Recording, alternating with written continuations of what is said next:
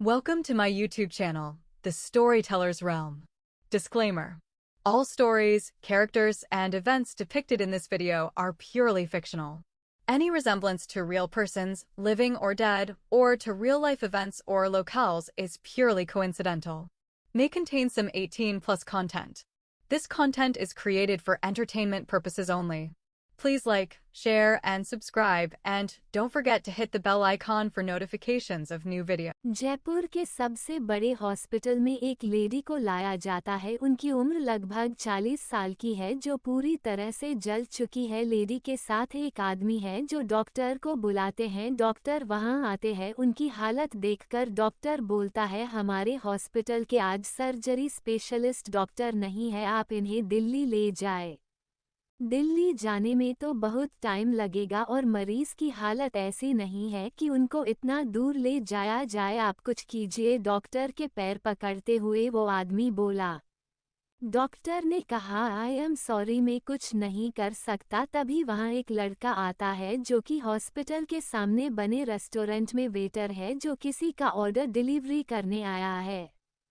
तभी उस लड़के के पास एक 8 साल की लड़की आती है जो उसको बोलती है, कृपया मेरी मॉम को बचा लो। लड़का उसको देखकर चौंक जाता है और बोलता है, मैं कैसे? लड़का इसके आगे कुछ बोल पाता इसके पहले ही वो छोटी बच्ची बोलती है कि मैं जानती हूँ आप ही मेरे मॉम को बचा सकते हो, कृपया मेरी मदद करो। लड़का उस छोटी बच्ची के साथ उसकी मॉम के पास जाता है और डॉक्टर को पूछता है, क्या हुआ?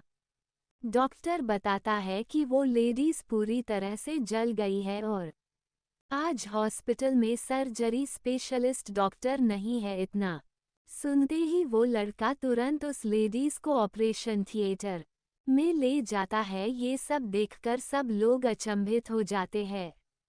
डॉक्टर उस लड़के के पीछे जाता है। डॉक्टर ये देखकर चौंक जाता कि लड़का ऑपरेशन की तैयारी कर रहा है। डॉक्टर उसको बोलता है कि तुम कौन हो और ये क्या कर रहे हो? लड़का कोई जवाब नहीं देता है, बस अपने काम में लगा हुआ है। ऑपरेशन की तैयारी करने के बाद वो लड़का उस लेडीज का ऑपरेशन करने लग जाता है। उसको देखकर डॉक्टर को समझ में आता है कि यह कोई सर्जरी स्पेशलिस्ट डॉक्टर है। फिर डॉक्टर भी ऑपरेशन करने में उसकी मदद करता है। कुछ देर बाद ऑपरेशन सक्सेसफुल रहता है। वह लड़का ऑपरेशन थिएटर से बाहर आता है तो वह छोटी बच्ची उसे लड़के के पास आती है और उसको बोलती है, धन्यवाद, आपने मेरी मॉम को बचाया। तभी वह लड़का एक बार फिर से चौंक जाता है और सोचता है कि इसको कैसे मालूम कि ऑपरेशन सक्सेस रहा और मैं तो अभी ऑपरेशन थिएटर से बाहर आया हूँ। क्या वह जानती है उसे वह कौन है? तभी वह लड़का उसे बच्ची को बोलता है कि क्या तुम जानते हो मैं कौन हूँ? वह छोटी बच्ची हमें सर हिलाती है। इससे पहले वह लड़का आगे कुछ बोलता, डॉक्टर वो लेडीज को ऑपरेशन थिएटर से बाहर लेकर आते हैं और आईसीयू में लेकर जाते हैं। तभी वह लड़का और वह छोटी बच्ची भी उनके पीछे आईसीयू में जाते हैं। उस लेडीज को ऑक्सीजन मास्क पहनाया जा रहा था। तभी वो लड़का डॉक्टर से कहता है, इनका पूरा ख्याल रखना, कोई लापरवाही ना हो। उसकी बात सुनकर वो छोटी बच्ची कहती है, तुम चिंता मत करो, दिल्ली के जैसे यहाँ ऑक्सीजन मास्क हटाने की लापरवाही नहीं होगी। ये सब सुनकर तो वह लड़का एकदम से सन्न रह जाता है। ये छोटी बच्ची क्या कह रही है? इसको दिल्ली में हुई लापरवाही के बारे में कैसे पता? और ये बच्ची उसको कैसे जानती है? उसको ऑपरेशन करने के लिए ही क्यों कहा? तभी वह लड़का पीछे मुड़कर उसे लड़की की तरफ देखता है, लेकिन वह लड़की वहां नहीं है। वह लड़का दंग रह जाता है। अभी तो वह छोटी बच्ची वही थी कहाँ चली गई। वो लड़का डॉक्टर को पूछता है कि वो छोटी बच्ची कहाँ है। डॉक्टर बोलता है कौन सी बच्ची। वह लड़का कहता है जो वह लेडीज पेशेंट के साथ थी। तभी डॉक्टर बोलता है उनके साथ तो कोई छोटी बच्ची नहीं थी। वो लड़का हैरान हो जाता है अभी तो वह यही थी, उसने ही तो उसको ऑपरेशन करने के लिए बोला था। उस लड़के को कुछ समझ में नहीं आ रहा था। वह हॉस्पिटल से बाहर आ जाता है और रेस्टोरेंट में जाता है। तभी उस रेस्टोरेंट का मैनेजर उसको गुस्से में बोलता है इतनी देर से तुम कहाँ थे, इतना टाइम लगता क्या ऑर्डर डिलीवरी करने में। वो लड़का कुछ नहीं कहता है और अपने काम में लग जाता है, लेकिन अभी भी वो लड़का उस छोटी बच्ची के बारे में सोच रहा होता है कि वो बच्ची कहाँ से आई और कहाँ चली गई और उसको दिल्ली में हुई लापरवाही के बारे में कैसे पता। अभी वो यही सब सोच रहा था कि उसको याद आया कि उस बच्ची ने उसको कहा था कि मेरी मॉम को बचा लो। इसका मतलब है कि वो उस लेडीज पेशेंट की बेटी है। अब सब उसकी मॉम ही बता सकती है, लेकिन उस लेडीज पेशेंट को होश आने में कम से कम 1 घंटा लगेगा। लड़का अपने काम में लग जाता है और बार बार में घड़ी देखता है। 1 घंटे के बाद लड़का फिर हॉस्पिटल में जाता है। वो लेडीज पेशेंट को होश आ चुका था। वो लड़का उसके पास जाता है और उसको पूछता है क्या आपके 8 साल की कोई लड़की है। वो लेडीज ये सुनकर हैरान हो जाती है और बोलती है आपको कैसे पता। तभी वह लड़का कहता है अभी वो बच्ची कहाँ है। उसकी बात सुनकर उस लेडीज की आंखों में आंसू आ जाते हैं और वह कहती है अब वो इस दुनिया में नहीं है। ये सब सुनकर वो लड़का घबरा जाता है और सोचता है ये कैसे हो सकता है, अभी तो वो उसके पास थी, उससे बात कर रही थी और उसी ने उसकी मॉम को बचाने के लिए कहा था। इसका मतलब वो बच्ची जानती थी कि वो कौन है और दिल्ली में जो हादसा हुआ उसके बारे में वह क्या जानती है। तभी वह लड़का उस लेडीज पेशेंट को पूछता है क्या आप मुझे बता सकते हो आपकी बेटी को क्या हुआ था। वो लेडीज कहती है आज से 1 महीने पहले मेरी बेटी भी मेरी तरफ किसी हादसे में जल गए थी। हम लोग तब दिल्ली में थे। हम लोग उसे दिल्ली के सबसे बड़े हॉस्पिटल में लेकर गए जहां डॉक्टर रोहन खन्ना जो कि सर्जरी स्पेशलिस्ट है उसका ऑपरेशन किया। ऑपरेशन सक्सेस भी रहा, लेकिन उनकी लापरवाही की वजह से मेरी बेटी की जान चली गई। ये सब सुनकर तो वो लड़का जिसका नाम रोहन है पत्थर बन गया। इसका मतलब उसकी लापरवाही से जिसकी जान चली गई थी वो वही छोटी बच्ची थी। लेकिन उसका रोहन को दिखना, इसका क्या मतलब था। क्या वो रोहन से अपनी मौत का बदला लेना चाहती है। रोहन ये सब सोचता हुआ हॉस्पिटल से बाहर आ गया। वो रेस्टोरेंट में जाकर बैठ गया। उसको तो कोई होश ही नहीं था वह कब हॉस्पिटल से बाहर आया और कब रेस्टोरेंट में। तभी उसे कोई आवाज सुनाई दी, हेलो डॉक्टर। तभी रोहन ने चौंक कर ऊपर नजर उठाकर देखा तो सामने वही लड़की बैठी थी, जिसको देखकर रोहन एकदम से घबरा गया। उसको ऐसे घबराते हुए देखकर उस बच्ची ने कहा डरो मत, मैं तुमसे अपनी मौत का बदला लेने नहीं आई हूँ, क्योंकि मेरी जान तुम्हारी लापरवाही की वजह से नहीं गई। मुझे तो किसी ने जानबूझकर मारा है, उसमें तुम्हारी कोई गलती नहीं थी।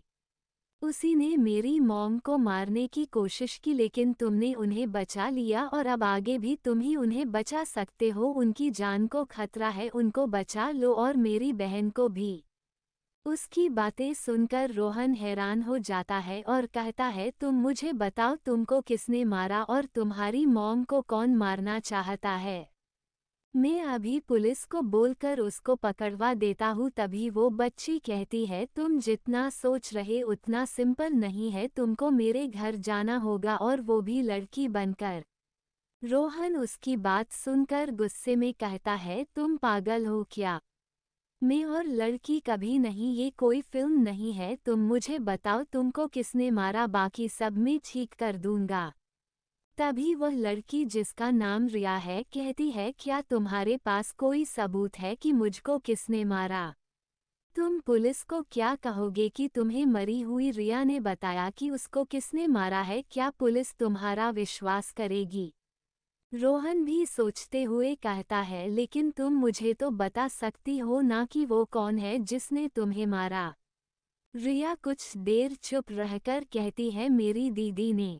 रोहन चौंक के खड़ा हो जाता है और कहता है, ये तुम क्या कह रही हो? तुम्हारी दीदी तुम्हें और तुम्हारी मॉम को मारना चाहती है, लेकिन क्यों? इतने में रोहन को मैनेजर की आवाज़ सुनाई देती है। रोहन उधर देखता है तो मैनेजर उससे कहता है, तुम यहाँ क्या कर रहे हो? जाके काम करो अपना। रोहन रिया की तरफ देखता है लेकिन रिया वहाँ नहीं थी। रोहन वहाँ से चला जाता है और काम में लग जाता है, लेकिन उसके दिमाग में तो रिया घूम रही थी। वो यही सोच रहा था कि रिया की दीदी ने उसे क्यों मारा होगा, वह तो इतनी छोटी है। अब ये सब तो रिया ही बता सकती थी, लेकिन वो तो गायब हो गई। क्या अब रिया वापस रोहन के पास आएगी? रोहन यही सब सोच रहा था। रोहन अपना काम कंप्लीट करके खाना खाने बैठा ही था कि उसके सामने रिया आ गई। रोहन एकदम से रिया को देखकर थोड़ा डर गया और उसके मुंह से जोर से निकला, तुम। वहाँ पे बैठे सब लोग उसे देखने लगे। रोहन ने सॉरी कहते हुए वहाँ बैठ गया। रोहन ने धीरे से रिया को कहा, तुम कहाँ चली गई थी? मॉम के पास, रिया ने जवाब दिया। रोहन ने कहा, कैसी तबीयत है अब तुम्हारी मॉम की? ठीक है वो अभी, लेकिन पता नहीं कब तक ठीक रहेगी। ये सुनकर रोहन ने कहा, तुम ऐसा क्यों कह रही हो? तुम्हारी दीदी ऐसा क्यों करेगी? क्या वो तुम्हारी सौतेली बहन है? नहीं नहीं, मेरी दीदी मेरी अपनी सगी बहन है और वो मुझसे बहुत प्यार भी करती है। तो फिर उसने तुम्हें मारा क्यों? रोहन ने हैरान होकर कहा। और अभी तुमने थोड़ी देर पहले कहा था कि मेरी मॉम और मेरी दीदी को बचा लो। तुम्हारी दीदी ने तुम्हें मारा और तुम उसे बचाना चाहती हो। रिया कहती है, मेरी दीदी ने मुझे मारा जरूर है, लेकिन उसके पीछे कोई और है। मेरी दीदी को किसी ने अपने वश में कर रखा है। मेरी दीदी को तो कुछ मालूम भी नहीं है। मेरी दीदी बहुत मुश्किल में है, उनकी मदद करो।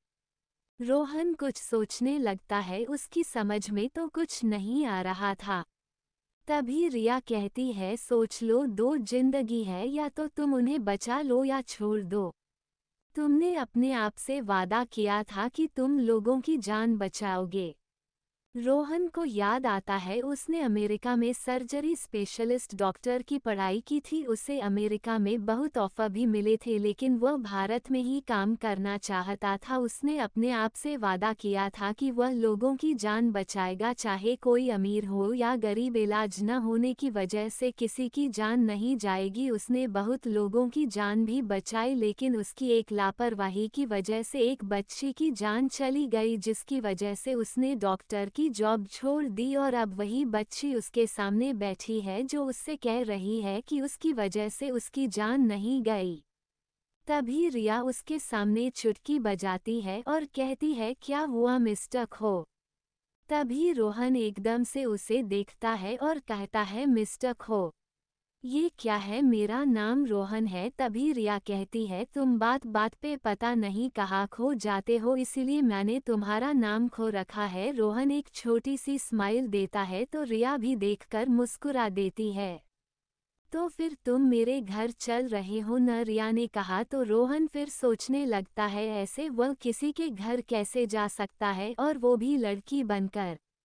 तभी रिया कहती है, ओफो, फिर से खो गई। रोहन उसकी तरफ देखता है, उसको समझ नहीं आ रहा वह क्या करे।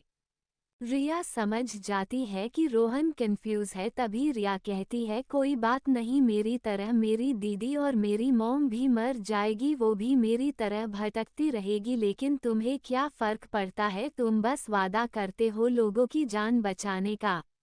रोहन रिया की तरफ देखता है और बोलता है, नौटंकी।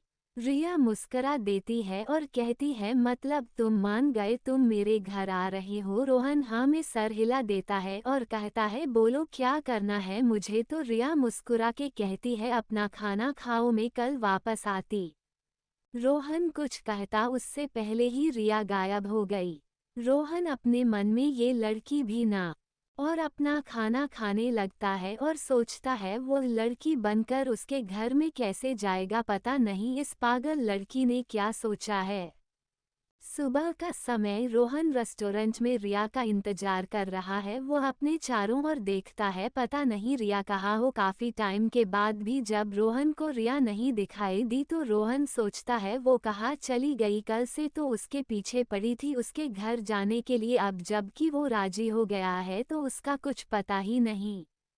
तभी रोहन को याद आता है शायद वो अपनी मॉम के पास हो। रोहन हॉस्पिटल जाता, सामने ही रिया बैठी थी। रोहन उसके पास जाता है और कहता है तुम कहाँ थी, मैं कब से तुम्हारा इंतजार कर रहा था। तो रिया कहती है आज मॉम को डिस्चार्ज किया जा रहा है, तुमको भी मॉम के साथ ही घर जाना होगा। रोहन कहता है मैं कुछ समझा नहीं। तो रिया कहती है तुमको मॉम का ख्याल रखने के लिए नर्स बनकर उनके साथ जाना होगा, और ये तुम कैसे करोगे ये तुमको अच्छे से पता है। रोहन कहता है समझ गया। रोहन वहाँ के डॉक्टर के पास जाता है और अपना आईडी कार्ड दिखाता है। देखते ही डॉक्टर हैरान हो जाता है, ये तो डॉक्टर रोहन खन्ना है, इंडिया के सबसे अच्छे surgery specialist doctor. Doctor Rohan को बोलता है आप कहाँ चले गए थे, न्यूज में सुना था आप अचानक से कहीं गायब हो गए, कहाँ चले गए थे आप। रोहन कहता है वो सब मैं आपको बाद में बताऊंगा, अभी मुझे आपकी मदद चाहिए। डॉक्टर कहता है बोलिए न, मैं आपकी क्या मदद कर सकता हूँ। रोहन कहता है आपकी हॉस्पिटल में जो लेडी पेशेंट है, मैंने जिनका ऑपरेशन किया था, मुझे उनके साथ नर्स के रूप में उनका ख्याल रखने के लिए हायर करना है। ये सब सुनकर डॉक्टर हैरान हो जाता है और फटी आंखों से रोहन को देखता है। रोहन कहता है किसी की जिंदगी का सवाल है, मुझ पे विश्वास रखिए। डॉक्टर कहता है मुझे आप पे पूरा विश्वास है, जैसा आप कहे वैसा ही होगा। रोहन बोलता है ये बात बस हम दोनों के बीच में रहनी चाहिए, किसी और को पता ना चले। डॉक्टर कहता है आप निश्चित रहे। रोहन डॉक्टर को धन्यवाद कह के वहाँ से चला जाता है। रोहन और रिया मेकओवर स्पेशलिस्ट के पास बैठे हैं। रोहन लड़की बनने की तैयारी में है, जिसे देखकर रिया मुस्कुरा रही है। तभी रोहन बोलता है तुम अगर ऐसे हंसने वाली हो तो प्लान कैंसिल। रिया जल्दी से बोलती है नहीं नहीं, और अपने दोनों हाथ अपने मुंह पे रख लेती है। थोड़ी देर में मेकओवर कहता है यू आर रेडी। रोहन अपने आप को आईने में देखता है, वो खुद भी अपने आप को नहीं पहचान पा रहा था। डॉक्टर रोहन अब सिस्टर रोहिणी बन चुका था। उसे देखकर रिया कहती है तुम तो मुझसे भी ज्यादा खूबसूरत लग रही हो। उसकी बात सुनकर रोहन मुस्कुराते हुए कहता है तो तुम खूबसूरत हो। रिया कहती है कोई शक। तो रोहन बोलता है बंदरिया लगती हो, बंदरिया नाम लॉन्ग है इसलिए लोग तुम्हें बस रिया कहते हैं। ये सुनकर रिया रोहन को घूरने लगती है। तभी रोहन बोलता है अब चले, लेट रो रहा है। तो रिया कहती है अगर तुम्हारी बकवास हो गई तो चलो। सब लोग रिया के घर में है। रिया की मॉम बेड पे लेटी है, रिया के अंकल रोहन और रिया वही रूम में बैठे हैं। तभी वहाँ पे रिया की दीदी आती है और अपनी मॉम के पास जाकर बोलती है आप ठीक हो ना मॉम। उसकी आंखों में पानी था। उसकी मॉम कहती है मैं बिल्कुल ठीक हूँ, तुम्हारे सामने हूँ। रोहन रिया की दीदी को देखता है और उसे याद आता है जब उसने रिया का ऑपरेशन किया था। ऑपरेशन के बाद रिया को आईसीयू में शिफ्ट करके रोहन दूसरा ऑपरेशन करने के लिए चला गया था। ऑपरेशन करने के बाद जब वो रिया को देखने गया तो उसने देखा कि रिया के मुंह पे ऑक्सीजन मास्क नहीं है। इससे पहले वो कुछ करता रिया मर चुकी थी। तभी रिया की दीदी ने ही रोहन को कहा था कि तुम्हारी लापरवाही की वजह से मेरी बहन मर गई, पता नहीं तुमको किसने डॉक्टर बनाया, तुम तो कोई वेटर बनने के लायक हो। छोड़ दो अपनी ये डॉक्टरी, नहीं तो पता नहीं और कितने लोगों की जान लोगे तुम। रोहन को भी यही लगा कि उसकी लापरवाही की वजह से ही रिया की जान गई। वो ये बात सह नहीं पाया और दिल्ली छोड़कर जयपुर अपने दोस्त के पास आ गया। जैसा कि रिया की दीदी ने कहा था कि तुम कोई वेटर बनने के लायक हो, तो रोहन ने उसे अपनी सजा मान के वेटर का काम करने लगा। लेकिन अभी रोहन को समझ आ गया था कि उस दिन उससे कोई लापरवाही नहीं हुई थी। वो ऑक्सीजन मास्क रिया की दीदी ने निकाला था, लेकिन उसने ऐसा क्यों किया ये जानना अभी बाकी था। रोहन ये सब सोच ही रहा था कि रिया की दीदी ने रोहन की तरफ देखा और अपने अंकल से इशारे में पूछा ये किस लिए, तो उसके अंकल ने कहा जब तक तुम्हारी मॉम ठीक नहीं हो जाती ये हमारे साथ ही रहेगी, और उसके अंकल ने कहा उसे अपने रूम में ले जाओ। ये सुनकर रोहन चौंक गया, वो रिया की दीदी के रूम में कैसे रह सकता है, लेकिन अभी वो क्या करे उसे कुछ समझ नहीं आ रहा था। वो रिया की तरफ देखकर ना में सर हिलाता है, तभी रिया कहती है चले जाओ, दीदी को जानने के लिए उसके साथ रहना जरूरी है। तभी रोहन रिया को बाहर आने का इशारा करता है। दोनों बाहर चले जाते हैं। रोहन थोड़ा गुस्से में रिया से कहता है तुम्हारे घर वालों को तो नहीं पता मैं कौन हूँ, लेकिन तुमको तो पता है न, फिर भी तुम बोल रही हो। रिया कहती है आप गुड बॉय हो, मैं जानती हूँ, और मेरी दीदी भी अच्छी है, और आप उनके पास रहोगे तभी तो सच जान पाओगे। रोहन कहता है पता नहीं, और क्या क्या करवाओगी तुम। रिया कहती है तुमको दीदी से दोस्ती करनी पड़ेगी, तभी वो तुम्हें सब सच बताएगी। तभी वहां रिया की दीदी आ जाती है और रोहन को कहती है तुम्हें अपना रूम दिखा देती हूँ सिस्टर। रिया की दीदी के मुंह से सिस्टर सुनकर रोहन कहता है मेरा नाम रोहिणी है, तो तुम मुझे मेरे नाम से बुलाओ सिस्टर नहीं। ये सुनकर रिया हंसने लगती है। रोहन उसको आंख दिखाता है, तभी रोहन रिया की दीदी से उसका नाम पूछता है। इससे पहले वो बताती रिया बोल देती है सिया, तो रोहन के मुंह से भी निकलता है सिया। तो रिया की दीदी सिया कहती खुद ही नाम पूछती हो और खुद ही बताती हो, तो रोहन रिया की तरफ देखता है। रिया कहती है मॉम ने बताया बोल दो, तो रोहन हड़बड़ी में बोल देता है कि मॉम ने बताया। सिया कहती है क्या। रोहन जल्दी से बात संभालते हुए कहता है मेरा मतलब तुम्हारी मॉम ने बताया था, एक बार मैं भूल गई थी इसीलिए तुमको पूछा, फिर याद आ गया। सिया कहती है ठीक है चलो तुम्हें रूम दिखा दूं। रोहन सिया के साथ चला जाता है। रात में सिया के रूम में रोहन आता है, उसे बिल्कुल अच्छा नहीं लग रहा था। वो सिया को देखता है जो कि सो चुकी थी, पास में रखे सोफे पे रोहन सो जाता है।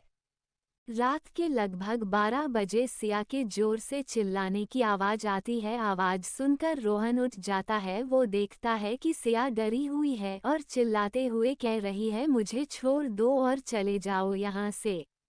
रोहन देखता है वहाँ कोई नहीं था, सिया बहुत डरी हुई थी। उसे देखकर लग रहा था कि कोई उसे पकड़ रहा है और वो छुड़ाने की कोशिश कर रही है। ये सब देखकर रोहन डर जाता है, उसे कुछ समझ नहीं आ रहा वो क्या करे। वो धीरे धीरे सिया के पास जाता है और सिया के पास बेड पे बैठ जाता है। सिया अभी भी चिल्ला रही थी और अपने हाथों को ऊपर नीचे कर रही थी। रोहन डरता हुआ उसके हाथों को पकड़ लेता है। सिया रोहन की तरफ देखती है और उसके गले से लग जाती है। सिया बहुत डरी हुई थी, उसकी दिल की धड़कन बहुत तेज चल रही थी। सिया बोल रही थी वो मुझे मार देगा। तभी रोहन उसको संभालते हुए उसके सर पे अपना हाथ रख के कहता है कुछ नहीं होगा, मैं हूं ना तुम्हारे पास। वो धीरे धीरे सिया का सर सहलाता है। सिया चुप हो जाती है। रोहन सिया को उसके कंधों से पकड़ के उसे अलग करने की कोशिश करता है, लेकिन सिया उसको छोड़ नहीं रही है। वो बहुत डरी हुई है, तो रोहन उसका सर सहलाते हुए कहता है मैं तुम्हारे पास ही हूँ, कुछ नहीं होगा, तुम सो जाओ। रोहन की बात सुनकर सिया खुद को रोहन से अलग करती है और उसकी गोद में सर रखकर सो जाती है। थोड़ी देर बाद उसको नींद आ जाती है, तो रोहन उसको देखता है और धीरे से बेड पे लिटा देता है। रोहन घड़ी में टाइम देखता है तो 3 बज रहे थे। रोहन सोफे पे जाकर सो जाता है और सोचता है कि रिया ने जो कहा क्या वो सच है कि उसकी दीदी कोई मुश्किल में है, या फिर सिया ये सब नाटक कर रही है, उसने जानबूझकर रिया को मारा है। लेकिन वो ऐसा क्यों करेगी, रिया से उसकी क्या दुश्मनी, वो तो इतनी छोटी है और इतनी अच्छी भी। ये सब सोचते हुए उसे कब नींद आ गई उसे पता ही नहीं चला। सुबह सिया ने उसे आवाज दी रोहिणी उठ जाओ, 8 बज रहे हैं, मॉम के मेडिसिन का टाइम हो गया। रोहन धीरे से आंखें खोलता है तो सामने सिया खड़ी थी। उसको देखकर रोहन को वो सब याद आ गया जो रात को हुआ था, लेकिन वो ये देखकर अचंभित था कि सिया बिल्कुल नॉर्मल है। उसे देखकर बिल्कुल भी नहीं लग रहा था कि रात को उसके साथ वो सब हुआ था। एक बार के लिए तो रोहन भी सोच में पड़ गया कि जो हुआ वो उसका कोई ख्याल था या हकीकत। रोहन रिया की मॉम के पास जाता है और उन्हें मेडिसिन देता है। रोहन इधर उधर देख रहा था, वो रिया को ढूंढ रहा था। तभी उसकी मॉम कहती है किसे ढूंढ रहे हो, तो रोहन के मुंह से निकल जाता है रिया को। ये सुनकर उसकी मॉम आश्चर्य से रोहन की तरफ देखती है। तभी रोहन को याद आता है, वह संभलते हुए कहता है कहा है सिया मुझे कॉफ़ी पीनी थी। उसकी मॉम को लगता है शायद उसने ही गलत सुना होगा, वो सिया ही बोली होगी। तभी सिया वहां आ जाती है। रोहन उसको कॉफी का बोलकर बाहर चला जाता है। वो रिया को ढूंढ रहा है। रिया बाहर हॉल में ही बैठी थी। रोहन उसके पास जाता है तो रिया कहती है तुम इतना लेट तक उठते हो, कितनी बार मैं रूम में जाके आई, तुम तो उठने का नाम ही नहीं ले रहे थे। रोहन कहता है तुमको पता भी है कल रात को क्या हुआ, तो रिया कहती है हाँ पता है, और वो कल रात को ही नहीं हुआ, रोज रात को होता है, इसीलिए तो मैंने तुम्हें दीदी के रूम में सोने के लिए कहा था। उसकी बात सुनकर रोहन कहता है तो मुझे पहले क्यों नहीं बताया, तो रिया कहती है अगर बता देती तो शायद तुम दीदी के रूम में सोने से मना कर देते, तो फिर कैसे पता चलता कि रोज रात को दीदी ऐसे चिल्लाती क्यों है, उनके साथ क्या होता है। तो रोहन बोलता है पता तो अब भी नहीं चला कि वो क्यों चिल्लाती है।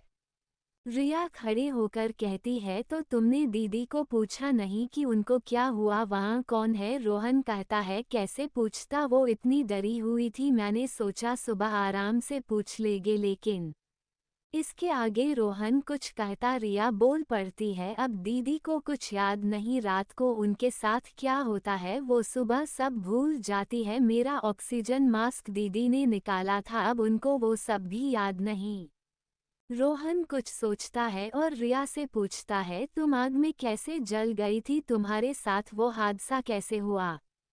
तो रिया बताती है कि मैं किचन में गई थी मॉम के पास, मुझे भी खाना बनाना सीखना था, मॉम मुझे मैगी बनाना सिखा रही थी। तभी फ़ोन रिंग हुआ तो मॉम वहाँ से चली गई, फिर पता नहीं कैसे किचन में आग लग गई और मुझे कुछ समझ में नहीं आ रहा था, मैं बहुत डर गई थी, मेरे मुंह से आवाज़ भी नहीं निकल रही थी, फिर मुझे चक्कर आने लगा और मैं बेहोश हो गई। तभी रोहन ने कहा उस वक्त सिया कहा थी, तो रिया सोचते हुए कहती है जब मैं किचन में जा रही थी तो दीदी, इससे पहले रिया कुछ कहती सिया कॉफ़ी लेकर वहां आ जाती है, उसके हाथ में 2 कप कॉफ़ी के थे। सिया रोहन को कॉफ़ी देती है तो सिया से कॉफ़ी रोहन के हाथ पर गिर जाती है जिससे रोहन जल जाता है। ये देखकर रिया बहुत घबरा जाती है, जैसे वो कॉफ़ी रोहन पे नहीं उसी पे गिरी हो। सिया भी सॉरी कहते हुए कॉफ़ी साफ करने लगती है तो रोहन कहता है मैं ठीक हूँ, तो सिया कहती है मैं ये लगा देती हूँ, तो रोहन कहता है मैं ठीक हूँ। फिर सिया वहाँ से चली जाती है तो रिया कहती है क्या ठीक हूँ, कितना जल गया है, रेड हो गया पूरा हाथ, आईसीए लगवा सकते थे न, अब जाओ और खुद लगाओ। रोहन कहता है कुछ नहीं हुआ, थोड़ी कॉफ़ी तो गिरी थी, बस मैं ठीक हूँ, मैंने तुमसे जो पूछा उसका जवाब तो दो, अब तो तुम्हारी दीदी भी चली गई। तो रिया कहती है जब तुम मेरी बात नहीं मान रहे तो मैं क्यों तुम्हारी कोई बात का जवाब दूं। रोहन तिरछी नजरों से रिया को देखता है और कहता है हो गई नौटंकी चालू। तो रिया भी तिरछी नजरों से रोहन को देखती है और कहती है तुम आईसीए लगा रहे हो या मैं जाऊं यहाँ से। तो रोहन कहता है तुम तो पीछे ही पड़ गई। इतने में सिया आईसीए लेकर आ जाती है और रोहन के हाथ में आईसीए लगाने लगती है। तो रिया कहती है बहुत दर्द हो रहा है क्या, तो रोहन सिया के सामने रिया को जवाब न देते हुए सिया से कहता है मुझे बिल्कुल भी दर्द नहीं हो रहा था, तुमने फालतू में तकलीफ की। और रिया की तरफ देखता है तो रिया कहती है, जब मैं जली थी तो मुझे बहुत दर्द हुआ था। ये सुनकर रोहन को जले के दर्द का एहसास होता है। रिया की तकलीफ का सोच के ही उसकी आंखों में पानी आ जाता है। वैसे तो रोहन ने कितने ही ऑपरेशन किए थे, कितने लोगों को रिया से भी ज्यादा जला हुआ देखा था, पर कभी उसे उस दर्द का एहसास नहीं हुआ। आज रिया के दर्द से उसे भी दर्द हो रहा था। रोहन रिया की तरफ देखता है और अपने आप से वादा करता है कि जिसकी भी वजह से रिया को वो दर्द हुआ, उसको भी वो वही दर्द का एहसास कराएगा। सिया किचन में नाश्ता बना रही है, तभी वहां रोहन आता है और सिया से कहता है, मैं कुछ मदद करूं क्या तुम्हारी? तो सिया कहती है, अरे नहीं, ये तुम्हारा काम नहीं है, तुम यहाँ मॉम का ख्याल रखने के लिए हो। तो रोहन बोलता है, अभी मैं फ्री ही हूँ और बोर भी हो रही हूँ अकेले बैठे बैठे। रोहन सोचता है जितना वो सिया के साथ रहेगा उतना वो सिया को जान पाएगा और पता लगा पाएगा कि सच क्या है। सिया कहती है, ठीक है, तुम पुरिया बना लो, मैं तेल में से निकाल दूंगी। इतना कहकर वो बाहर चली गई। रोहन अपने आप से कहता है, फंस गया, आज तो वो लड़की बना है, इसका मतलब ये नहीं कि उसे लड़कियों के काम भी आते हैं। क्या जरूरत थी उसे सिया को मदद करने के लिए बोलने की? अब फंस गया न। रोहन ने तो कभी किचन में पैर भी नहीं रखा था, फिर भी वो पूरी बनाने लगता है, लेकिन बहुत कोशिश के बाद भी रोहन पूरी नहीं बना पाता है। तभी सिया वहां आती है, लेकिन रोहन का पूरा ध्यान बस पूरी बनाने में लगा था। उसको भी पता था कि सिया किचन में आ गई है। सिया रोहन को देखती है और जोर से हंसने लगती है, क्योंकि रोहन के मुंह पे आटा लगा हुआ था। उसके कपड़े भी आटे से नहा लिए थे, लेकिन रोहन अभी भी गोल पूरी बनाने में लगा था। सिया के हंसने की आवाज सुनकर रोहन का ध्यान सिया की तरफ गया। सिया बहुत मासूम लग रही थी, ऐसा लग रहा था जैसे कोई छोटा बच्चा हंस रहा हो। सिया बहुत सुंदर थी, लेकिन उसकी हंसी ने उसकी खूबसूरती को और बढ़ा दिया था। रोहन सिया की तरफ ही देख रहा था कि सिया ने हंसते हुए कहा, तुम जाओ यहाँ से और खुद को एक बार आईने में देखना, ये सब मैं कर लूंगी। रोहन बिना कुछ कहे वहां से बाहर आ गया। बाहर सामने ही रिया बैठी थी, जो उसे ऐसे हालत में देखकर रिया भी जोर से हंसने लगी। उसे हंसता हुआ देखकर रोहन ने चिढ़कर कहा, तुम दोनों बहनों को बस हंसना आता है क्या? रिया ने अपनी हंसी को रोककर पूछा, क्या हुआ, तुम्हारी ये हालत कैसे हुई? तो रोहन ने उसे सब बताया। तो रिया बोली, जब तुमको खाना बनाना आता ही नहीं तो दीदी को बोला ही क्यों? तो रोहन ने कहा, मैंने सोचा इसी बहाने तुम्हारी दीदी से दोस्ती हो जाएगी और फिर मैं सच जान पाऊंगा। तो रिया ने कहा, ये तो सही है, तुमको सच पता करने के लिए दीदी से दोस्ती करनी पड़ेगी, लेकिन दोस्ती करने के लिए कोई और रास्ता निकालो। तभी रोहन कहता है, और क्या रास्ता? तुम्हारी दीदी हमेशा काम में ही लगी रहती है, वो ज्यादा बात भी नहीं करती, बस अपने में ही खोई रहती है। सिया सच में ज्यादा किसी से बात नहीं करती है, वो अपनी मॉम से भी उतना ही बोलती है जितना बस जरूरी हो। सिया बस अपने काम में ही लगी रहती है, वो ज्यादा कहीं बाहर भी नहीं जाती है। तभी रोहन बोलता है, मिल गया आइडिया। तो रिया पूछती है, मुझे भी तो बताओ क्या आइडिया है? तो रोहन कहता है, वेट एंड वॉच। थोड़ी देर में सब लोग डाइनिंग टेबल पे नाश्ता कर रहे थे। रिया की मॉम का नाश्ता पहले ही उनके रूम में हो चुका था। रोहन के पास में रिया बैठी थी, सामने सिया थी। रोहन सिया को कहता है, बहुत अच्छे आलू पूरी बनाए हैं तुमने, क्या मुझे भी सिखा दोगी? तो सिया स्माइल करते हुए कहती है, बिल्कुल। तो रोहन बोलता है, मैं कुक में कितनी कच्ची हूँ ये तो तुम देख ही चुकी हो, मुझे चाय बनानी भी नहीं आती है, तो मुझे सब सिखा दोगी क्या तुम? तो सिया कहती है, ठीक है। तभी रिया इशारे से रोहन की तारीफ करती है, क्या आइडिया लगाया है दीदी के पास रहने का, उनसे दोस्ती करने का। तभी रोहन का कॉल आता है, उसके दोस्त का कॉल था। वो रोहन को कहता है, तुम कहाँ हो? रोहन उसको कहता है, मैं कुछ काम से बाहर आया हूँ, मुझे कुछ दिन लग जाएंगे यहाँ। तो उसका दोस्त आकाश कहता है, एक बार यार बता तो देता, रात से परेशान हूँ, तू कहाँ चला गया, तेरा कॉल भी नहीं लग रहा था। रोहन रिया के कहने पर यहाँ आ गया। उसे अपने दोस्त को बताना भी याद नहीं रहा, वो तो बस रिया और सिया में ही गुम हो गया। रोहन कहता है यार अचानक से प्रोग्राम बना, तुम्हें बताने का टाइम ही नहीं मिला। आकाश कहता है तुम हो कहाँ अभी? तो रोहन बोलता है अभी कुछ नहीं बता सकता, बाद में मिलूंगा तब बताऊंगा। इतना कहकर रोहन फोन रख देता है। रोहन सिया के रूम में जाता है। सिया किसी का फोटो देख रही थी और रो रही थी। रोहन उसके पास जाता है और पूछता है क्या हुआ, तुम रो क्यों रही हो? रोहन की आवाज़ सुनकर सिया जल्दी से फोटो को एक डायरी में रख देती है और अपने आंसू पोंछने लगती है। रोहन कहता है किसका फोटो था? सिया कहती है किसी का नहीं। तुम यहाँ क्या कर रही हो? तुम्हें तो मॉम के पास होना चाहिए, तुम यहाँ मॉम का ख्याल रखने के लिए हो ना कि। इतना कहकर वो चुप हो गई। रोहन भी चुपचाप वहाँ से चला गया। रोहन को समझ नहीं आ रहा था कि वो सच का पता कैसे लगाए। रोहन रात होने का इंतजार कर रहा है ताकि जो कल हुआ वो आज भी हो और वो सिया से पूछ सके कि वह कौन है और कौन उसे मारना चाहता है और क्यों मारना चाहता है।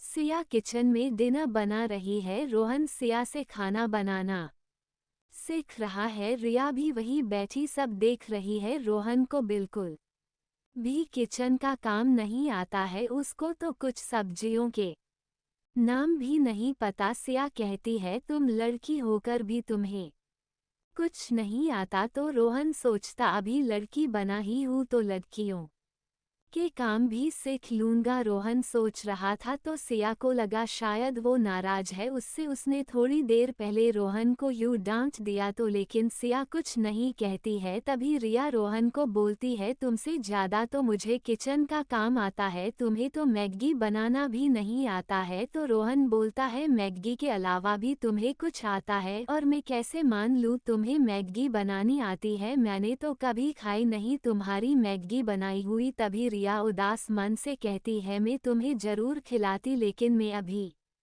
रोहन उसको उदास देखकर कहता है तो क्या हुआ, मैं बनाता हूँ, तुम मुझे बताओ कैसे बनाते हैं। तो रिया खुश हो जाती है और खुशी से उसके पास आकर उसे बताती है। रोहन जैसे ही मैगी निकालता है सिया कहती है तुम क्या कर रही हो? रोहन बोलता है मैगी बना रही हूँ। तो सिया कहती है अभी नहीं कल बना लेना।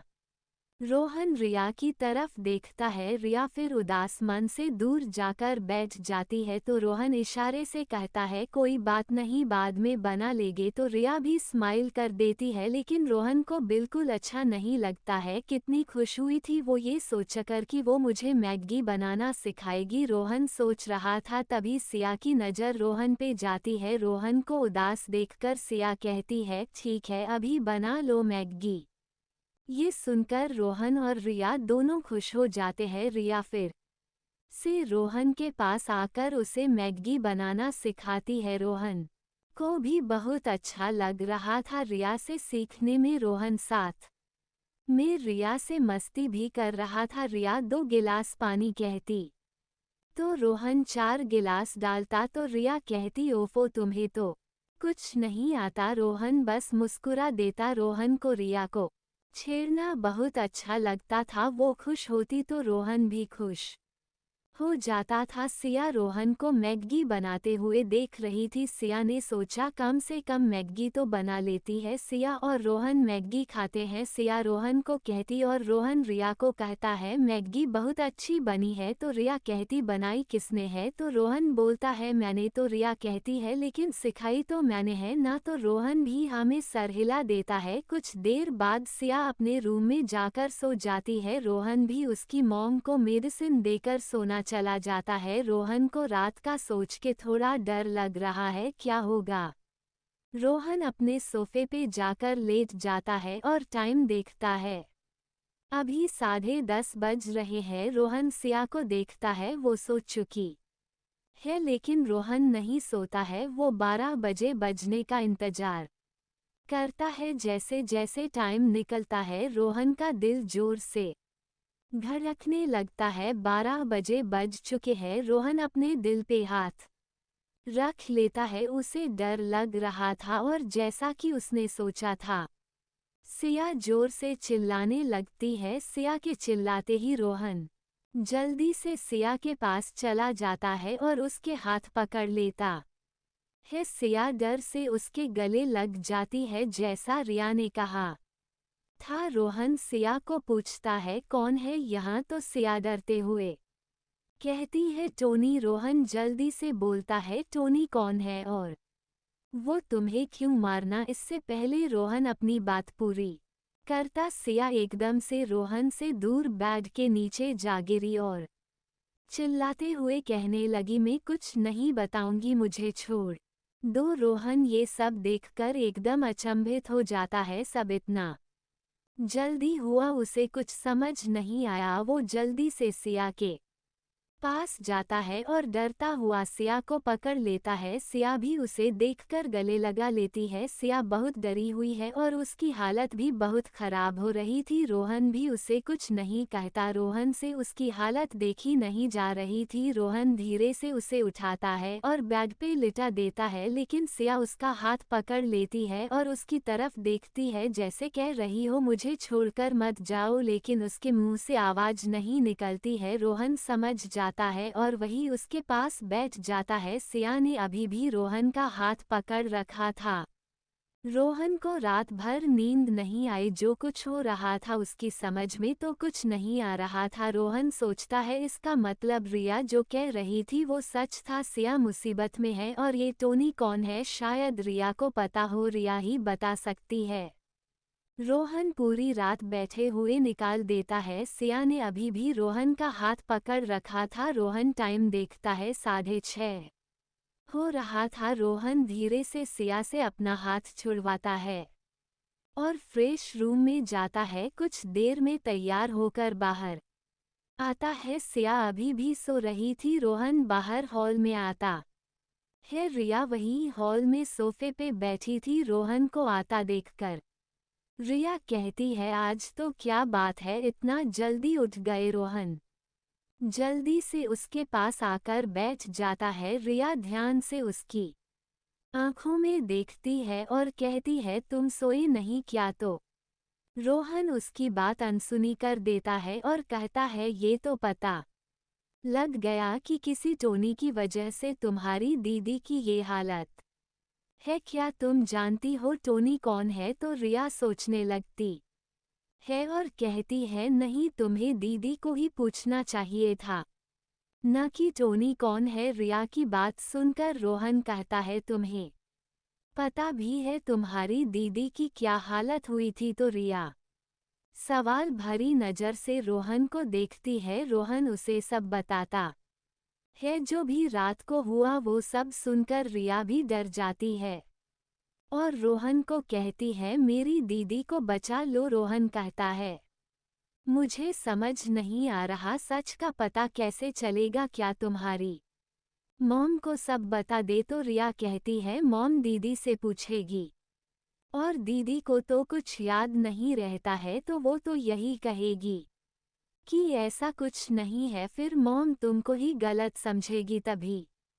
रोहन कुछ सोचता है और रिया से कहता है अगर हम सिया को कैसे भी तुम्हारी मॉम के रूम में सुला दे तो खुद तुम्हारी मॉम सब देख लेगी। रिया खुश होकर कहती है हाँ ऐसा ही करते है। रोहन कहता है तो फिर सोचो ऐसा क्या करे कि तुम्हारी दीदी तुम्हारी मॉम के रूम में सोने को तैयार हो जाए। रिया सोचने लगती है, तभी वहां सिया आती है और रोहन को कहती है आज तुम इतना जल्दी उठ गई और तैयार भी हो गई। रोहन कहता है आज तुम्हारी मॉम को चेकअप के लिए हॉस्पिटल लेकर जाना है ना। तो सिया को याद आता है आज तो उसकी मॉम का चेकअप है, वो भूल कैसे गई। सिया का पूरा शरीर दर्द कर रहा था, उसको देखकर ही लग रहा था। सिया भी सोफे में आकर बैठ गई। रोहन कहता है तुम ठीक हो। सिया मुस्कुराते हुए कहती है मुझे क्या हुआ है। वो अपना दर्द छुपाती है। रोहन को आज पहली बार सिया से हमदर्दी हो रही थी। रोहन जानता था कि कैसे वो बेड से नीचे गिरी थी, पक्का उसे दर्द हो रहा है। लेकिन वो बता नहीं रही है। तभी सिया कहती है मैं कॉफ़ी बना के लाती हूँ, इतना कहकर जैसे ही वो उठने को होती है रोहन कहता है तुम बैठी रहो, कॉफ़ी में बनाता हूँ। सिया कहती है तुम बना लोगी तो? रोहन रिया की तरफ देखता है। रिया बोलती है मुझे आती है, मैं बता दूंगी। तो रोहन कहता है मुझे कॉफ़ी बनाना आता है और वहाँ से उठकर किचन में चला जाता है। रिया भी उसके साथ थी। रिया उसको बताती है और रोहन कॉफ़ी बना लाता है। 2 कप कॉफ़ी, एक सिया के लिए एक अपने लिए। वो सिया को कॉफ़ी देता है, तभी देखता है सिया के हाथ में चोट लगी है। रोहन सिया को पूछता है ये क्या हुआ? सिया अपना हाथ देखती है और कहती है पता नहीं कैसे हुआ, शायद नींद में बैट की लग गई होगी। रोहन को पता था ये चोट कैसे लगी। रोहन सोचता है मुझे जल्दी सच का पता लगाना होगा। सिया कब तक ये सब सहती रहेगी? क्या मुझे सिया से टोनी के बारे में पूछना चाहिए? तभी रोहन खुद को कहता है नहीं, उस दिन फोटो के बारे में पूछा था तो सिया गुस्सा हो गई थी। अब अगर पूछा तो उल्टा वो मुझे सवाल करेगी और शायद उसको मुझ पे शक भी हो जाए। नहीं नहीं, ये सही नहीं है, मुझे ही पता लगाना होगा। रोहन कॉफ़ी पीते हुए ये सब सोच रहा था कि तभी सिया ने कहा कॉफ़ी अच्छी बनी है और उठकर वहाँ से चली गई।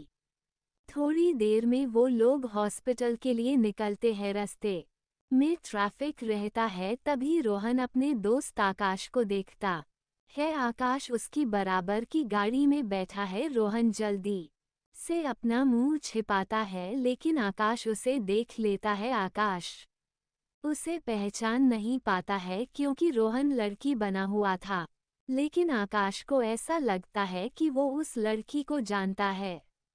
आकाश याद करने की कोशिश करता है कि वो लड़की कौन है। तभी सिग्नल हो जाता है, रोहन की गाड़ी निकल जाती है और आकाश उसका पीछा करता है। रोहन उसको पीछा करते हुए देख लेता है। रोहन सोचता है कहीं आकाश ने उसे पहचान तो नहीं लिया। रोहन आकाश को फ़ोन करता है। रोहन का फ़ोन देखकर आकाश साइड में गाड़ी लगाता है और फ़ोन उठाता है। रोहन उसको बोलता है तू कहाँ है अभी? तो आकाश कहता है यार, एक लड़की का पीछा कर रहा था और तुम्हारा फ़ोन आ गया। रोहन बोलता है सुधर जा, तू कब तक लड़कियों के पीछे भागता रहेगा? आकाश कहता है ऐसी बात नहीं है, अभी मैंने एक लड़की को देखा, मुझे ऐसा लगा पहले भी मैंने उसे देखा है। तो रोहन कहता है इसमें कौन सी नई बात है, हर लड़की को देखकर तुम्हें ऐसा ही लगता है। रोहन की बात सुनकर आकाश मुस्कुरा देता है और कहता है तुम कब वापस आ रहे हो? तो रोहन बोलता है कुछ दिन और लगेगा और फ़ोन रख देता है। रोहन पीछे देखता है, अब उसकी गाड़ी पीछे नहीं आ रही थी। उधर आकाश सोचता है रोहन ने उसे फ़ोन क्यों किया था बिना कोई काम के? तो रोहन फ़ोन नहीं करता है, कुछ तो गड़बड़ है, मैं पता लगाकर ही रहूँगा। रोहन तू कहाँ है और क्या कर रहा है? लेकिन इससे पहले मुझे उस लड़की का पता लगाना है। रोहन इस बात से बेखबर था कि आकाश ने उसकी गाड़ी का नंबर नोट कर लिया था। आकाश किसी को फ़ोन करता है और कहता है मैंने तुम्हें गाड़ी का नंबर भेजा है, मुझे उसका एड्रेस चाहिए। आकाश फ़ोन रख देता है और वहाँ से चला जाता है। हॉस्पिटल में रिया की मॉम का चेकअप होने के बाद डॉक्टर रोहन को अकेले साइड में लेकर जाता है और कहता है मैं ज़्यादा दिन आपको वहाँ नहीं रख सकता। रोहन बोलता है बस कुछ दिन। और डॉक्टर रिया के अंकल के पास जाते हैं और उनको बोलते हैं अभी पेशेंट को देखरेख की ज़रूरत है, सिस्टर रोहिणी इनके साथ ही रहेगी, बाकी घबराने की कोई बात नहीं, सब नॉर्मल है। रिया के अंकल डॉक्टर से बात कर रहे हैं, तभी रोहन देखता है रिया वहाँ नहीं है। रोहन रिया को ढूंढने लगता है, तभी उसकी नज़र सामने रेस्टोरेंट में जाती है। रिया वहीं बैठी है। रोहन वहाँ जाता है और रिया से पूछता है क्या हुआ, तुम यहाँ क्या कर रही हो? तो रिया अपने हाथ से सामने इशारा करती है। सामने की टेबल पे एक कपल पिज्जा खा रहे हैं। रोहन को कुछ समझ नहीं आता है, वो रिया को घूर के देखता है। रोहन को यूं घूरते हुए देखकर रिया मासूम सा चेहरा बनाकर कहती है मेरा भी मन किया पिज्जा का। रोहन बोलता है लेकिन तुम पिज्जा कैसे खा सकती हो? तो रिया कहती है खा नहीं सकती मगर खुशबू तो ले सकती हूँ ना। रोहन आश्चर्य से कहता है पिज्जा की खुशबू? तो रिया कहती है हाँ, खाने की खुशबू से ही तो मेरा पेट भरता है। आज मेरा पिज्जा की खुशबू का मन था तो मैं यहाँ आ गई। रोहन रिया को छेड़ते हुए कहता है तुम्हारा अच्छा है, कहीं भी जाके कुछ भी खा लो, मतलब खुशबू ले लो। तो रिया कहती मैं अकेली कहीं नहीं जाती, मुझे डर लगता है, यहाँ तो सामने आप सब थे तो आ गई। रोहन बोलता है तुम्हें किस चीज़ का डर? रिया कहती है मैं वही छोटी बच्ची हूँ, बस अब लोग मुझे देख और सुन नहीं सकते, फिर भी मुझे डर लगता है अगर किसी ने मुझे देख लिया तो इसलिए मैं मॉम के साथ ही रहती हूँ।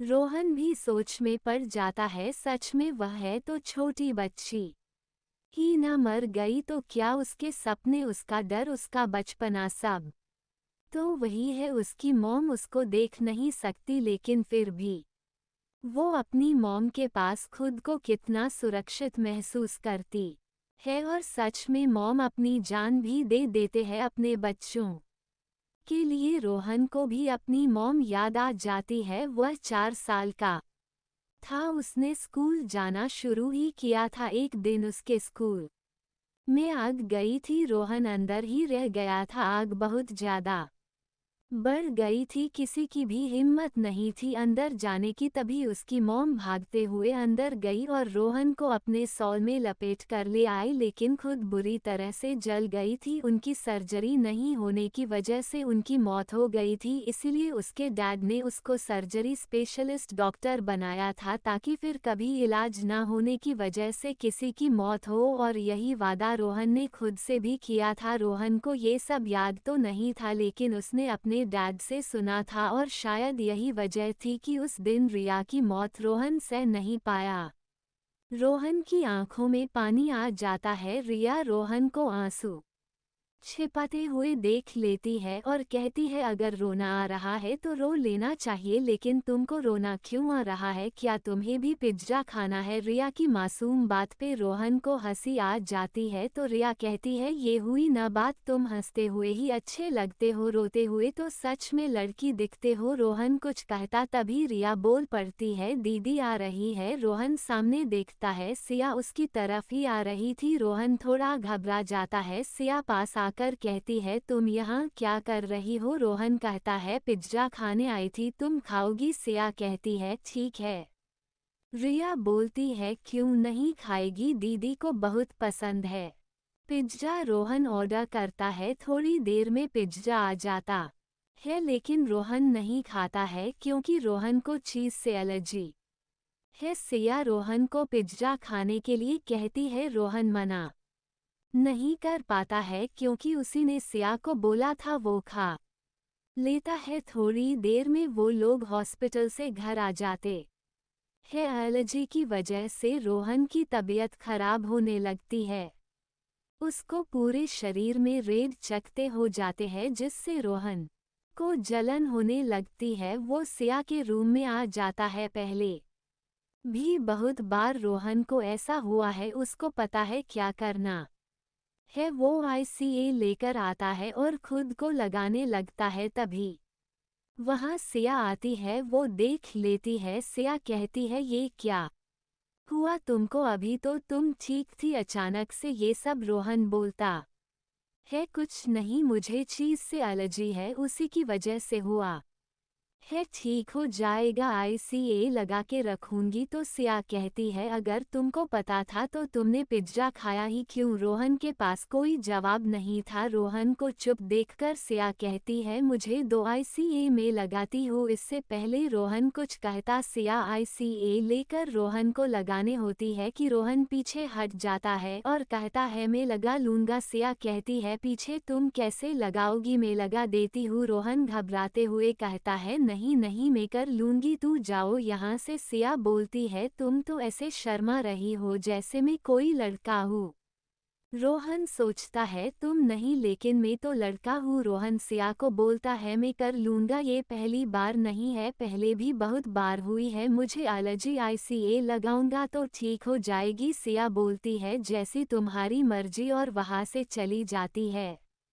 रोहन आईसीए लगाकर वही सोफे पे सो जाता है क्योंकि उसे बहुत जलन हो रही थी। तभी सिया कुछ मेडिसिन लेकर आती है और रोहन को देकर कहती है इसे ले लो, जलन नहीं होगी। रोहन देखता है ये तो वही मेडिसिन है जो रोहन लेता है। रोहन उसे ले लेता है और वही सोफे पे सो जाता है। कुछ देर में उसे नींद आ जाती है। जब रोहन उठता है तो उसे कुछ आवाज़ सुनाई देती है। वो सोचता है ये आवाज़ तो कुछ जानी पहचानी है। वो बाहर हॉल में आता है, ये देखकर तो उसके होश ही उड़ जाते हैं। सामने सोफे पे आकाश बैठा है। रोहन सोचता है ये यहाँ क्या कर रहा है। तभी आकाश उसके पास आता है और उसको कहता है क्या मैं आपको जानता हूँ। तो रोहन खुद को छुपाते हुए कहता है नहीं।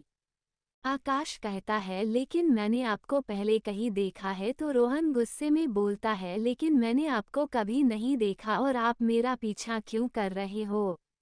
आकाश कहता है तुम्हारा पीछा मैं क्यों करूँगा, क्या समझा है मुझे, मैं ऐसा वैसा लड़का नहीं हूँ। तुम अभी सामने आई तो मैंने बस पूछ लिया, बाकी तुम जो समझ रही हो वो गलत है। रोहन अपने मन में सोचता है तुम कैसे लड़के हो, मुझसे ज़्यादा कौन जानता है। दोनों को ऐसे लड़ते हुए देखकर सिया के अंकल रोहन से कहते हैं बेटा तुम गलत समझ रही हो, आकाश तुम्हारा पीछा नहीं कर रहा, वो तो यहाँ सिया से मिलने आया है। सिया से मिलने आया है क्या? आकाश सिया को जानता है। रोहन तो एकदम हैरान हो जाता है। तभी सिया वहां आती है। आकाश उसे हेलो करता है। सिया भी बेमन से उसे हेलो कहती है। तभी आकाश कहता है तुम अचानक से कहाँ चली गई थी, मैंने तुम्हें कितना ढूंढा, ना कोई कॉल किया ना कुछ बताया, बस गायब हो गई। कल मैंने तुम्हें अचानक गाड़ी में देखा, मैंने तुम्हारा पीछा भी किया लेकिन तुम निकल गई थी। मैंने तुम्हारी गाड़ी का नंबर नोट किया था और उसी से यहाँ का एड्रेस मिला। रोहन सोचता है तो ये सिया का पीछा कर रहा था, मैं तो कुछ और ही समझ लिया था, लेकिन ये सिया को कैसे जानता है।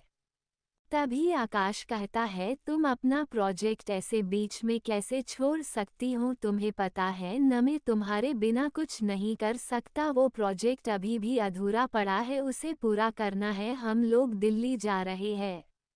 सिया कहती है मैं कहीं नहीं जा रही और मुझे अब उस प्रोजेक्ट में कोई दिलचस्पी नहीं है, तुम यहाँ से चले जाओ और फिर कभी मुझसे मिलने की कोशिश मत करना। आकाश कहता है लेकिन वो प्रोजेक्ट तुम्हारा सपना था, मैं जानता हूँ तुम ये सब उस टोनी की वजह से कह रही हो। टोनी का नाम सुनकर रोहन चौंक जाता है। सिया ने उस रात भी टोनी का नाम लिया था। रोहन सोचता है आकाश टोनी को जानता है, अब आकाश ही सब सच बता सकता है टोनी के बारे में। तभी सिया कहती है प्लीज़ चले जाओ यहाँ से, मुझे कुछ नहीं सुनना, और वहाँ से चली जाती है। तभी सिया के अंकल कहते हैं तुम्हें तो पता है टोनी ने क्या किया था, सिया को उसके हाल पे छोड़ दो। आकाश भी बेमन से वहां से चला जाता है। तभी रोहन आकाश के पीछे जाता है और उससे पूछता है टोनी कौन है और उसने क्या किया था। आकाश उसे घूर के देखता है और कहता है तुम कौन हो। रोहन को कुछ समझ नहीं आया वो क्या कहे। रोहन भी उसे घूरता हुआ वापस आ जाता है। रोहन सिया के रूम में जाता है। सिया रूम में बैठी रो रही थी। रोहन को मालूम था सिया उसे कुछ नहीं बताएगी, अब तो आकाश से ही उम्मीद थी। रोहन सिया को पानी देता है और बाहर आ जाता है। उसे रिया कहीं दिखाई नहीं देती है। वो सोचता है रिया कहाँ चली गई, वो अकेली तो कहीं नहीं जाती है, कहीं वो कोई प्रॉब्लम में तो नहीं है। रोहन उसे सब जगह देखता है लेकिन वो कहीं नहीं थी। रोहन डर जाता है कहाँ जा सकती है वो। तभी उसे याद आता है आकाश जब आया था तो वो वही थी, कहीं वो आकाश के साथ तो नहीं गई। ये सोचकर रोहन जल्दी से आकाश के घर जाता है। आकाश उसे देखकर चौंक जाता है और कहता है तुम यहाँ। रोहन कुछ नहीं कहता है, वो बस इधर उधर देखने लगता है। तभी आकाश कहता है तुम क्या ढूंढ रही हो और यहाँ क्यों आई हो, तुम्हें मेरे घर का एड्रेस कैसे मालूम।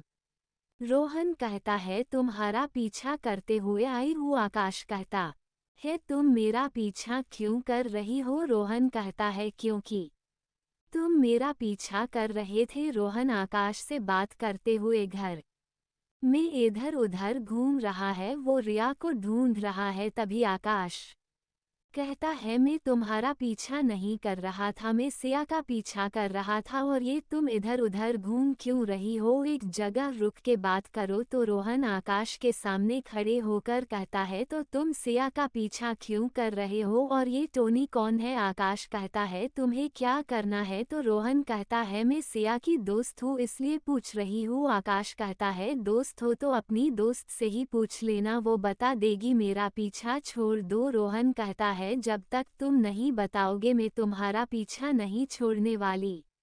अगर तुम मुझे बताओगे तो मैं तुम्हारी सिया से दोस्ती करा दूंगी। आकाश कहता है सिया मेरी दोस्त ही है। रोहन कहता है अच्छा इसलिए तुमसे बात तक नहीं की। आकाश कहता है वो परेशान है इसीलिए बस, बाकी सिया मुझे लाइक करती है। तो रोहन कहता है क्या हम मिलकर सिया की परेशानी दूर नहीं कर सकते, क्या सिया के लिए हम दोस्त बन सकते हैं। आकाश भी कुछ सोचते हुए रोहन की तरफ दोस्ती का हाथ बढ़ाता है। रोहन और आकाश बात कर रहे थे तभी वहां रिया आ जाती है। रोहन रिया को देख लेता है, रिया बहुत परेशान लग रही थी। वो रिया को उसके साथ चलने का इशारा करता है और आकाश को कल मिलने का बोलता है। रोहन कैब करता है, रिया भी उसके साथ है लेकिन वो एकदम से चुप है, कुछ भी बोल नहीं रही है। रोहन उसे उदास देखकर कहता है क्या हुआ और तुम आकाश के घर क्यों गई थी। रिया कुछ नहीं कहती है। रोहन बस रिया को देखता है, वो बहुत सहमी हुई लग रही है। रोहन सोचता है जो कुछ हो रहा वो सब देखकर डर गई होगी, शायद बच्ची ही तो है, इतने सब में तो बड़े लोगों की हालत खराब हो जाए। रोहन कहता है क्या हुआ तुम्हें, अब तो हमें खुश होना चाहिए, जल्दी ही टोनी का पता चल जाएगा फिर सब ठीक हो जाएगा। रिया कहती है तुम मेरी दीदी से शादी कर लो। ये सुनकर रोहन चौंक जाता है, इसको अचानक से क्या हुआ, ये शादी की बात क्यों कर रही है। रोहन कहता है क्या हुआ है तुम्हें, ये शादी की बात तुम्हारे दिमाग में कहाँ से आई। तो रिया कहती है पहले तुम बोलो मेरी दीदी से शादी करोगे। रोहन जानता है ये तो कुछ नहीं बताएगी लेकिन अगर मैंने अभी इससे बात की तो ये मुझे शादी के लिए हाँ जरूर करवा लेगी, जैसे उस दिन लड़की बनने के लिए मुझसे हाँ करवा ली थी। रोहन सोचता है इसका शादी की बात से ध्यान हटाना पड़ेगा। वो रिया को कहता है हम शॉपिंग के लिए चले क्या। रिया कहती है किसकी शॉपिंग। रोहन बोलता है मेरी, जल्दी ही वो लोग एक शॉपिंग मॉल में होते हैं। रिया अपने लिए ड्रेस देखती है, वो रोहन को बोलती है ये देखो कितना अच्छा ड्रेस है, वो देखो उसका डिज़ाइन कितना अच्छा है। रिया हर एक ड्रेस को देखती है तो रोहन कहता है क्या तुम ये पहन सकती हो। रिया उदास मन से कहती है नहीं और फिर कहती है तुम्हें अपने लिए शॉपिंग करनी थी न, चलो तुम्हारे लिए देखते हैं। रोहन का मन नहीं करता है। रोहन कहता है यह अच्छा नहीं है, मुझे पसंद नहीं आया, बाद में कहीं और से ले लेंगे। रोहन कहता है अच्छा अभी तुम्हारा कुछ खाने का मन है, हम लोग खाना खाने चले। रिया रोहन को घूरती है। रोहन कहता है अरे खुशबू लेने का तो मन होगा तो खुशबू लेने चले। रिया खुश होते हुए कहती है हाँ चलो। दोनों एक रेस्टोरेंट में जाते हैं। रोहन रिया को पूछता है तुम्हें क्या पसंद है, तो रिया कहती है अभी मेरा मन छोले भटूरे का है। रोहन ऑर्डर करता है। रोहन जानता है किस उम्र में रिया की मौत हो गई, यही उम्र में खाने का, पहनने का, घूमने का, खेलने का शौक होता है, लेकिन रिया की तो सब ख्वाहिश अधूरी रह गई। रोहन रिया को पूछता है तुम्हें क्या क्या करना अच्छा लगता है। रिया कहती है मुझे खेलना, घूमना, तैयार होना, मेकअप करना बहुत पसंद है, मुझे शादी करना बहुत पसंद है, मैं तुम्हारी तरह डॉक्टर या दीदी की साइंटिस्ट नहीं बनना चाहती, मैं तो बस दुल्हन बनना चाहती हूँ, लेकिन अब मेरी शादी नहीं होगी ना।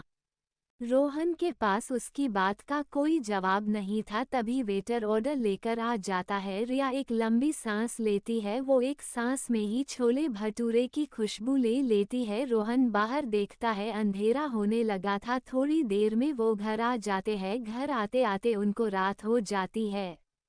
सिया रोहन को पूछती है तुम कहाँ गई थी, तो रोहन बोलता है हॉस्पिटल, डॉक्टर ने बुलाया था, कुछ काम था। सिया बोलती है खाना खा लेना, मैं सोने जा रही हूँ। तो रोहन कहता है आज तुम अपनी मॉम के पास सो जाना, डॉक्टर ने बोला है। सिया को कुछ समझ नहीं आया तो रोहन कहता है डॉक्टर ने बोला है रात को उनको टेस्ट करना है, वो कितना सोते हैं, कितनी बार उठती है, या रात में उनको कोई तकलीफ तो नहीं होती ना। सिया कहती है ये काम तो तुम्हारा है ना, इसीलिए तुम यहाँ हो, तुम मॉम के पास सो जाओ। तो रोहन कुछ सोचता है और कहता है उनका कोई टेस्ट भी करना है, उसमें मुझे तुम्हारी मदद की ज़रूरत पड़ेगी, बस आज रात की बात है। सिया कहती है ठीक है, मैं मॉम के रूम में जा रही हूँ। थोड़ी देर में रोहन भी उसकी मॉम के रूम में जाता है। वो देखता है बेड के एक साइड सिया की मॉम है, दूसरी साइड सिया है और बीच में रिया सो रही है। वो बहुत खुश है आज अपनी मॉम और दीदी के साथ सोकर। वैसे तो वो हमेशा अपनी मॉम के साथ ही सोती है, पर आज उसकी दीदी भी उसके पास है। रिया रोहन को देखती है और उसे अपनी खुशी दिखाती है। रिया को खुश देखकर रोहन भी खुश हो जाता है। रोहन अपने आसपास देखता है, उसकी मॉम के रूम में सोफा नहीं है। रोहन सोचता है वो कहाँ सोएगा, उसका सिया के पास होना भी जरूरी है। तभी सिया भी रोहन को वही सवाल करती है, तू कहाँ सोएगी? रोहन बोलता है मैं नीचे सो जाऊंगी। सिया बेड के पास में नीचे गदा लगा देती है। रोहन सो जाता है। रोहन जैसे ही करवट लेता है वो डर जाता है। वह रिया थी। ऐसे अचानक से रिया को देखकर वो थोड़ा डर गया था। तभी रिया जोर जोर हंसने लगती है। रोहन कहता है पागल, डरा दिया मुझे, और तुम यहाँ क्या कर रही हो? तो रिया बोलती है मैं तुम्हारे पास सोऊंगी। रोहन बोलता है बिल्कुल नहीं, तुम ऊपर बेड पे जाओ अपनी मॉम और दीदी के पास। तो रिया कहती है मुझे डर लगता है, रात को दीदी चिल्लाएगी तो मैं तुम्हारे पास ही सोऊंगी। रोहन कहता है ठीक है सो जाओ, लेकिन डरना नहीं। तो रिया कहती है तुम मेरे पास होते हो तो मुझे डर नहीं लगता। तो रोहन बोलता है और तुम मुझे डराती हो, उसका क्या? तो रिया मुस्कुरा देती है। रिया रोहन को बोलती है तुम सोने वाले हो? तो रोहन कहता है नहीं, तुम्हारी दीदी का ख्याल रखना है, रात को 12 बजे क्या होगा। रिया कहती है ठीक है, तब तक तुम मुझे कोई कहानी सुना दो।